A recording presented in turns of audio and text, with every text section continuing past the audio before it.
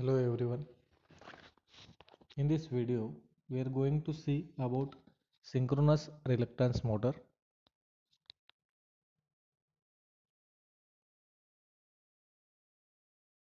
So first, introduction. A conventional synchronous motor has an armature in which the EMF of the machine is induced and an electromagnetic field system to produce the main magnetic field. In a salient pole synchronous motor, in addition to the torque developed by the interaction of the magnetic field with the armature current, a torque is produced due to the difference between the direct axis and the quadrature axis synchronous reactances. This difference in reactances is due to the difference in the air gap lengths and hence the reluctances along the direct axis, that is polar axis, and quadrature axis, that is interpolar axis.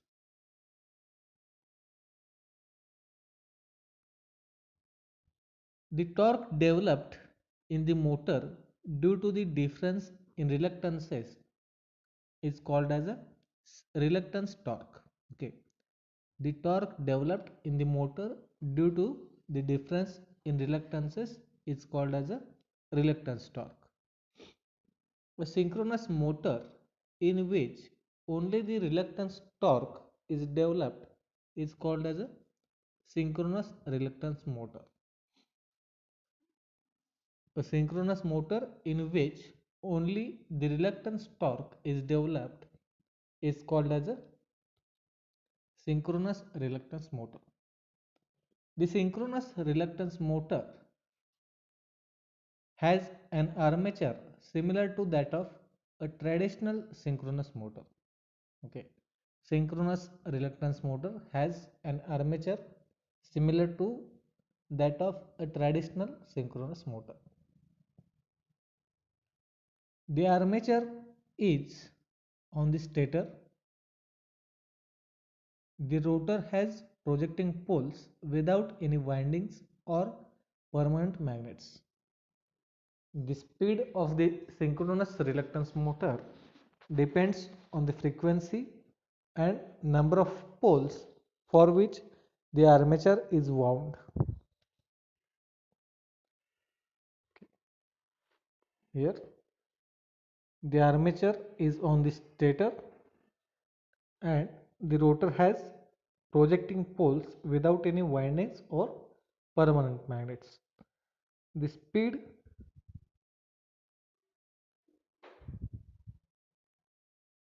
of the synchronous motor depends on the frequency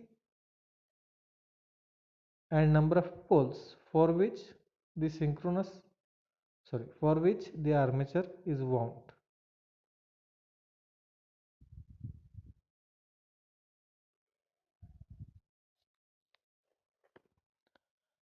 The synchronous reluctance motor is simple and robust in construction due to the absence of winding or permanent magnets on its rotor. It is cheaper than conventional synchronous and induction motors. There is no field copper loss and hence the efficiency is higher. By designing the motor with high ratio of direct axis synchronous reactance to quadrature axis synchronous reactance, okay, that is XD and XQ, direct axis reactance and quadrature axis synchronous reactance, a power factor of even 0.8 can be obtained. At present, synchronous reluctance motor are used in low power applications where synchronous operation of many motors is required. synchronous reluctance motor is simple and robust in construction. It is cheaper than conventional synchronous and induction motors. There is no field copper loss and hence efficiency higher, and it is used in low power applications where synchronous operation of many motors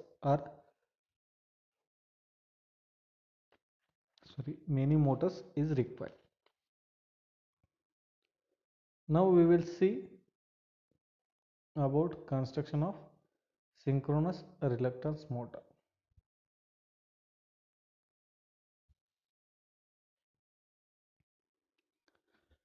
Synchronous reluctance motor has a stator and rotor.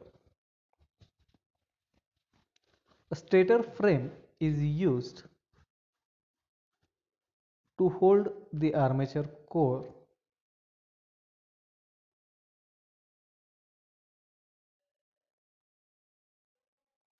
The stator frame is used to hold the armature core.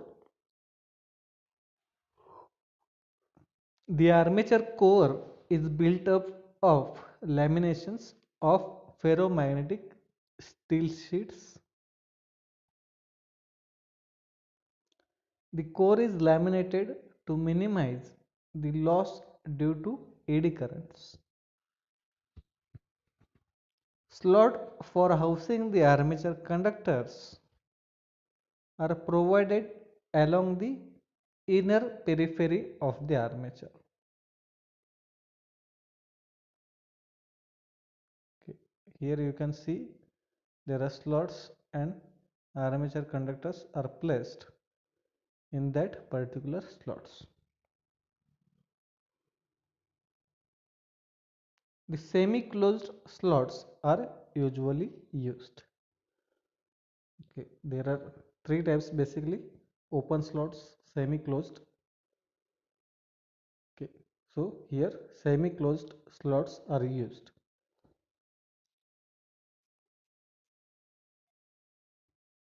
The armature carries three-phase winding and arranged for the required number of poles. Distributed type winding is used in synchronous reluctance motor.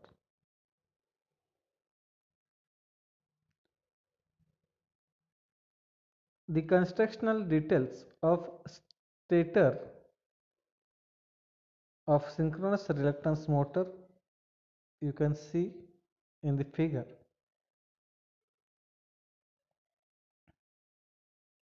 So here stator frame is used to hold the armature core. So here stator core is shown, then slots and armature conductors in that slots are placed.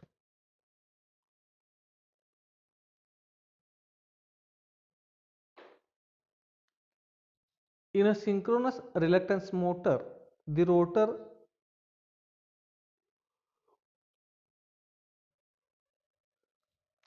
in a synchronous reluctance motor, the rotor should be constructed in such a way that the armature inductance varies sinusoidally. The inductance should be maximum along the direct axis and minimum along the quadrature axis.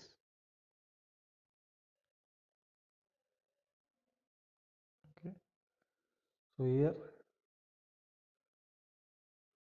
armature inductance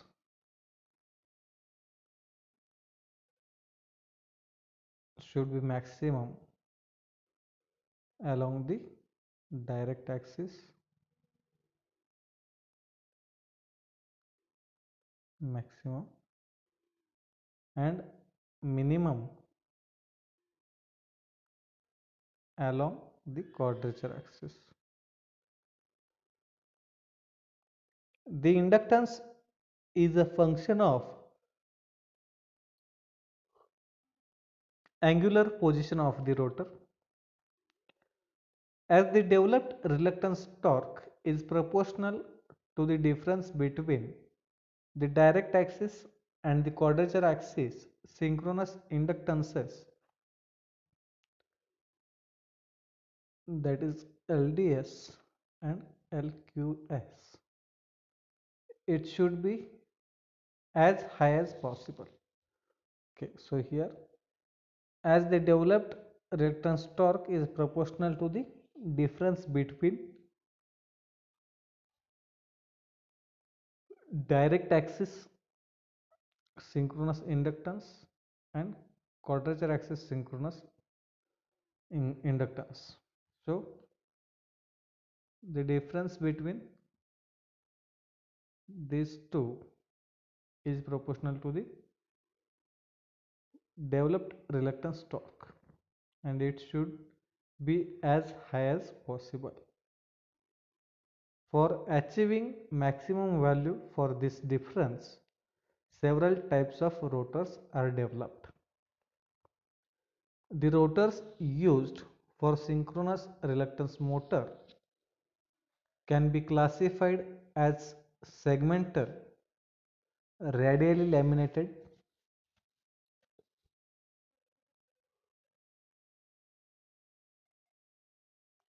so here the rotors used for synchronous reluctance motor can be classified as segmental, segmental, then radially developed and axially laminated rotors. So in the figure you can see segmental rotor structure is shown. Its construction requires comparatively lesser LDS by LQS ratio. Okay, LDS is direct axis synchronous inductance and LQS is quadrature axis synchronous inductance. So for this construction it is comparatively less.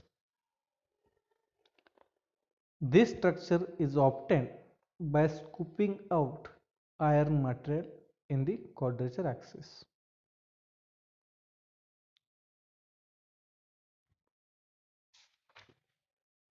In axially laminated structure, okay, this is segmental type structure.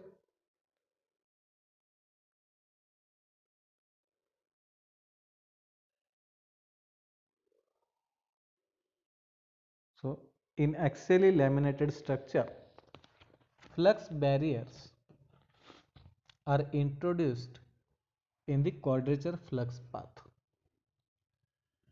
The flux barriers are made of thin sheets of the non-magnetic material. Brass or aluminum is used as flux barrier. The details of an axially laminated rotor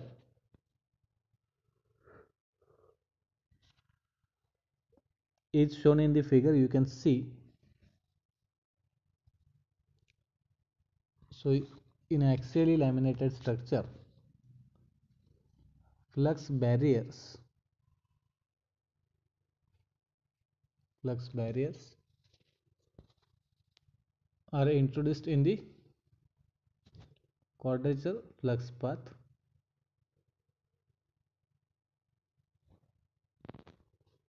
Here you can see q axis quadrature axis flux path and this is direct axis flux. So flux barriers are made up of thin sheets of non-magnetic material, and that non-magnetic material is brass or aluminum is used as a flux barrier. The direct axis synchronous inductance is not affected. So this is LDS, direct axis synchronous inductance, is not affected much by using flux barriers as their thickness is very small. But the quadrature axis synchronous inductance is considerably reduced.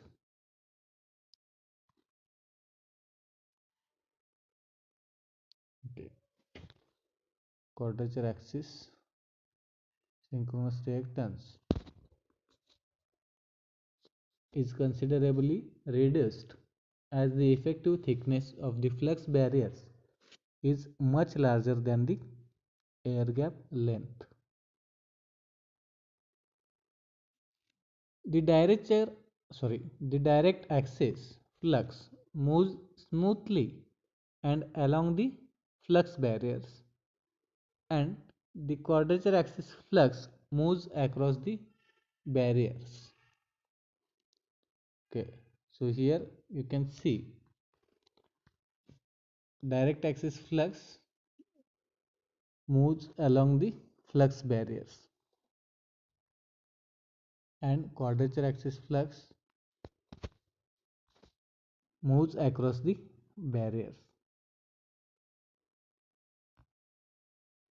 This type of construction requires laminations of different sizes.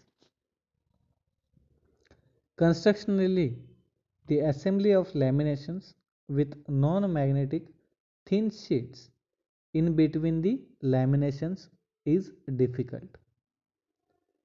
Also, the laminations together with flux barriers are to be joined with nuts and bolts of non-magnetic material. This makes the cost of the rotor high. So this is about axially laminated rotor with flux barriers.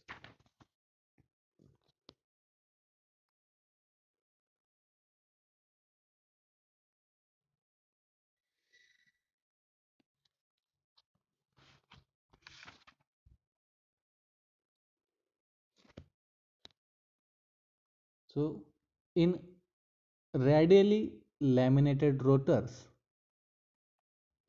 the laminations are single pieces. Compared with axially laminated rotors, their construction is cheaper and easier.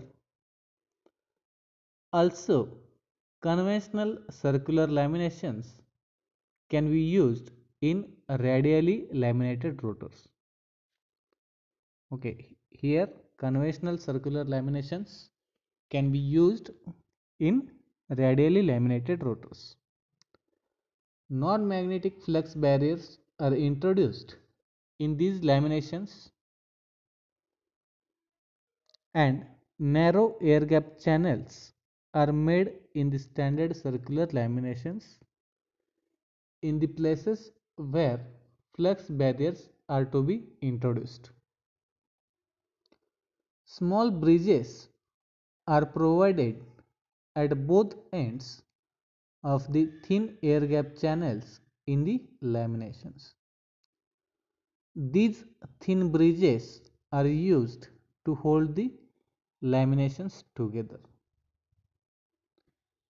The laminations are then assembled to have cylindrical shape. This assembled core is then put into liquid aluminum bath under pressure. Aluminum fills up the air channels. The constructional details of a radially laminated rotor for 2-pole and 4-pole motors is shown in the figure. You can see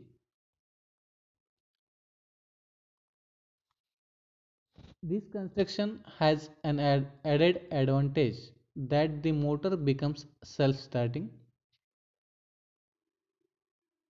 The aluminum filled in the air gap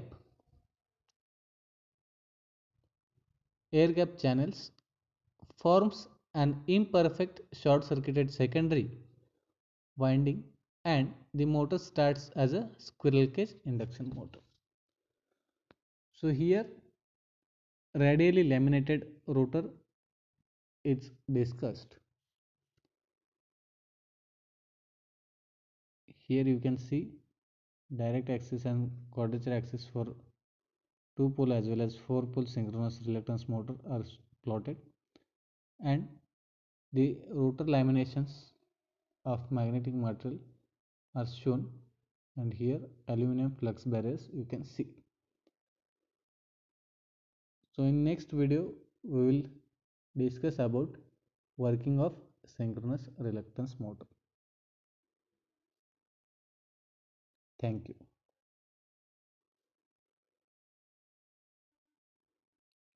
Thank you for watching this video.